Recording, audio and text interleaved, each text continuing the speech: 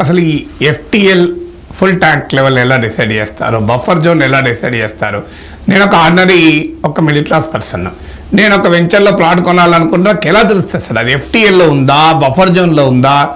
So how do I know, how to identify అసలు ఏంటి, how do you define FTL అంటే ఎలా define చేస్తారు, బఫర్ జోన్ అంటే ఎలా డిఫైన్ చేస్తారు? ఇప్పుడు చెరువులో వర్షం వస్తుంది సార్, వర్షం వచ్చినప్పుడు చెరువులో వాటర్ అంతా కూడా వచ్చి చేరుతుంది. చేరినప్పుడు ఆ చెరువులో వాటర్ ఏదైతే హోల్డింగ్ కెపాసిటీ ఉంటుందో దానికి మనం అలుగు బారుతుంది అంటాం. మనం జనరల్గా ఒక లెవెల్ తర్వాత అలుగు బారుతుంది. అలుగు బారి ఆ వాటర్ అక్కడి నుంచి నెక్స్ట్ చెరువుకి ఒక నాలా ద్వారా లింక్ అయ్యి వెళ్తుంది అన్నమాట. ఆ అలుగు లెవెల్ ఏదైతే ఉందో దాన్నే మనం ఎఫ్టిఎల్గా తీసుకుంటాం. ఈ ఎఫ్టిఎల్ అనేది మన మెమోయిర్స్, చెరువులు మెమోయిర్స్ కూడా దాంట్లో వాటిలన్నింటిలో కూడా క్లియర్గా స్పెసిఫై చేస్తున్నాయి అనమాట. అంటే మన హిస్టారికల్ డేటాలో కూడా ఉన్నాయన్నమాట. సో ఉండి దీనికి కూడా మనకి ఏంటంటే ఈ చెరువు ఎఫ్టిఎల్, సపోజ్ ఇప్పుడు మీకు గండిపేట ఉదాహరణ నేను చెప్తాను. గండిపేటలో దాని FTL is 1790 feet above sea level అనమాట. మీన్ సీ లెవెల్ కన్నా 1790 ఇస్ అక్కడ ఉన్నటువంటి ఇదనమాట. సో దాన్ని ఎప్పుడు డిఫైన్ చేశారు? 1920లో చెరువు ఎప్పుడైతే ఫామ్ అయిందో అప్పుడే తయారు చేశారు. అప్పటి నుంచి ఉంది 1790. అక్కడ మీరు వెళ్ళి చూస్తే కనుక ఆ పోల్స్ కూడా కనపడతాయి అనమాట.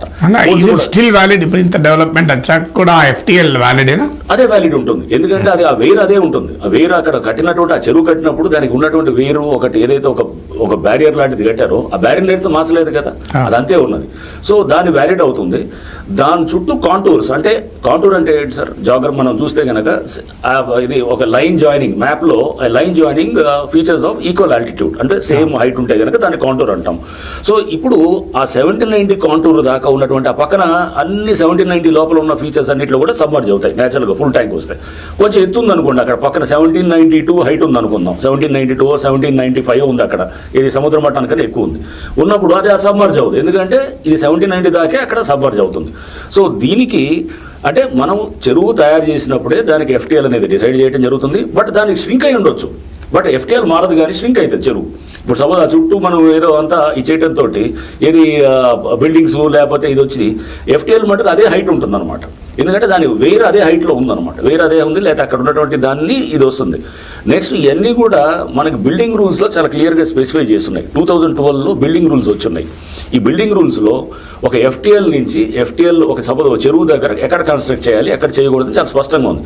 అంతకుముందు కూడా అంటే బిల్డింగ్ రూల్స్ రాకముందు కన్స్ట్రక్ట్ చేసిన వాళ్ళు ఉంటారు, వాళ్ళ సంగతి ఏంటనేది వస్తుంది. అంతకుముందు కూడా ఎప్పుడు కూడా చెరువులో ఎక్కడ కూడా కట్టడం అనేది చేయకూడదు అనేది చాలా స్పష్టంగా ఉన్నాయన్నమాట. ఇప్పుడు మన గ్రామాల్లోకి వెళ్తే అక్కడ కూడా మనకి చెప్తారు చెరువులో కట్టడం అనేది నిషేధం. చెరువు లోపల ప్రైవేట్ ల్యాండ్ ఉండడానికి వీల్లేదు. ప్రైవేట్ ల్యాండ్ మీరు అంటారు. ఇప్పుడు నేను చూశాను, ఏది పట్టా ల్యాండ్ ఉంది మాదని చెప్పి మేము పట్టా ల్యాండ్ ఉంది అంటారు, మీరు లేదని అన్నారు. పట్టా ల్యాండ్ ఉండొచ్చు, చెరువులో పట్టా ల్యాండ్ ఉంటుంది. పట్టా ల్యాండ్ ఉంటే కనుక అంటే చేసే టిపికల్ అంటే చేసేటటువంటి సిస్టమ్ ఎలా ఉంటుందంటే చెరువులో పట్టాలు ఇస్తారు. ఎందుకు ఇచ్చేవాళ్ళు పట్టాలు? చెరువులో నీళ్లు లేనప్పుడు డెడ్ స్టోరేజ్ అంటే షికమ్ ల్యాండ్ అంటాం, అది తక్కువ ఉన్నప్పుడు అప్పుడు అక్కడ పట్టాలంటే మొత్తం నీళ్లు లేవు. ఆ టైంలో నేను వ్యవసాయం చేసుకోవచ్చు, నేను అగ్రికల్చర్ చేసుకోవడానికే ఆ పట్టా ఇచ్చారు.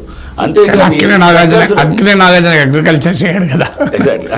అంటే ఇప్పుడు అందరూ క్లెయిమ్ చేసి నాకు పట్టా ఉందంటారు. పట్టా ఉండొచ్చు, పట్టా is meant for agriculture, not for raising structures. చాలా స్పష్టంగా బిల్డింగ్ రూల్స్ లో ఉంటాయి అనమాట.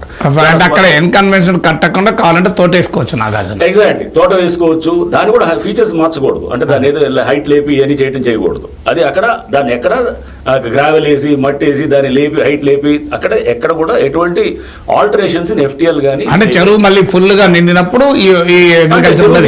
ఉండాలన్నమాట. దానికంటే ఎక్స్పాండ్ అవడానికి ఫ్రీగా ఉండాలి. ఆ వాటర్ చెరువుని ష్రింక్ కాకూడదు. చెరువు దాన్ని విస్తృతిని ఎక్కడ కూడా మనం మాన్యువల్ ఇంటర్వెన్షన్స్ తోటి అడ్డుకట్ట వేయకూడదు అనేది బఫర్ జోన్ అంటే. బఫర్ అంటే మీకు ఈ చెరువు ఒక్కొక్క చెరువు ఏరియా బట్టి ఉంటుంది. సపోజ్ దానికి ఒక 25 acres చెరువు ఉంది అనుకోండి సార్, దాని buffer zone will be some ఎంత 30 meters ఫ్రమ్ ఏది ఎఫ్టిఎల్ అని అంటారు అనమాట. ఎఫ్టిఎల్ కాంటూర్ ఇచ్చారు కింద చెప్పారు 1790 ఉంటుంది, దాని నుంచి ఒక 30 meterలు వెళ్తుంది అనమాట. అదే సపోజ్ ఇంకొక అంటే చెరువు విస్తీర్ణత బట్టి ఉంటుంది, బట్ బై అండ్ లార్జ్ చెరువులకి 30 meters దాకా ఇస్ ద బఫర్ జోన్ అనమాట. ఇవన్నీ కూడా ఏం చేశారు, హెచ్ఎండిఏ ఆల్రెడీ నోటిఫై చేసినవి కూడా ఉన్నాయి. ఎప్పుడు 2016లో చేసినవి ఉన్నాయి. ఇప్పుడు మనకు చెప్తున్నటువంటి ఏది మన కన్వెన్షన్ దగ్గర ఉన్న చెరువుది 2016లోనే నోటిఫై చేశారు. అక్కడ ఏ స్ట్రక్చర్ కూడా వచ్చినా కానీ కూడా అనాథరైజ్ స్ట్రక్చరే, అసలు పర్మిషన్స్ ఇవ్వరు. జిహెచ్ఎంసీ పర్మిషన్ లేదు, ఫర్ ఎగ్జాంపుల్ ఎన్కన్వెన్షన్ పర్మిషన్ లేదు. ఎన్కన్వెన్షన్ మొత్తానికి లేదా, అందులో కొంత పార్ట్ లేదా, దేనికి అసలు. అంటే ఇప్పుడు మీరు ఎఫ్టిఎల్ తర్వాత బఫర్ జోన్ కొంత వరకే అన్నారు కదా, మొత్తం 10 ఎకరాలు ఉంటే 3 ఎకరాలు వాళ్ళు కట్టిన స్ట్రక్చర్ అంతా కూడా it is into the FTL లో ఉంది, బఫర్ జోన్ లో ఉంది. సో ఉన్నప్పుడు దానికి స్ట్రక్చర్కే పర్మిషన్ లేదు. అంటే జిహెచ్ఎంసీ 10 ఏళ్ల నుంచి వీళ్ళు ట్రై చేస్తున్నా కానీ కూడా వాళ్ళకి ఎక్కడ పర్మిషన్ రావట్లేదు.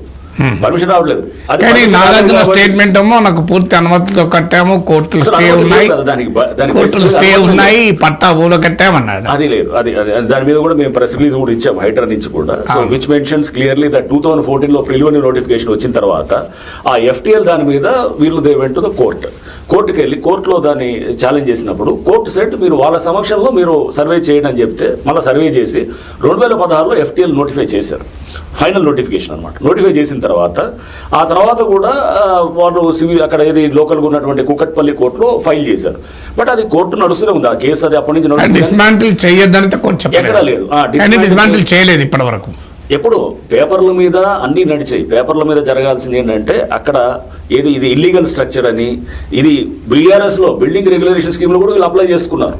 చేస్తే దాన్ని కూడా రిజెక్ట్ చేశారు. అప్పుడు రిజెక్ట్ చేసి ఇవన్నీ జరిగినాయి, గతంలో జరిగినాయి. సో బట్ ఏంటంటే పట్టా ల్యాండ్ అంటే కనుక పట్టా ఉండొచ్చు. పట్టా ఎవరికైనా ఇప్పుడు చెప్పాను కదా, చెరువులో ఉండొచ్చు పట్టా. బట్ అది that is meant for agriculture purpose, not for raising structures. ఎవరికైనా ఉండొచ్చు. అది ఆ పట్టా మారుతూ ఉండొచ్చు, రిజిస్ట్రేషన్ కూడా జరుగుతుండొచ్చు. బట్ అది ఓన్లీ కేవలం వ్యవసాయాని కోసమే చేయాలి. దాంట్లో ఎటువంటి ఇప్పుడు HMDA ప్లాట్లు చేసి అక్కడ పర్మిషన్ ఇచ్చారనుకోండి, HMDA will be the culprit అనమాట.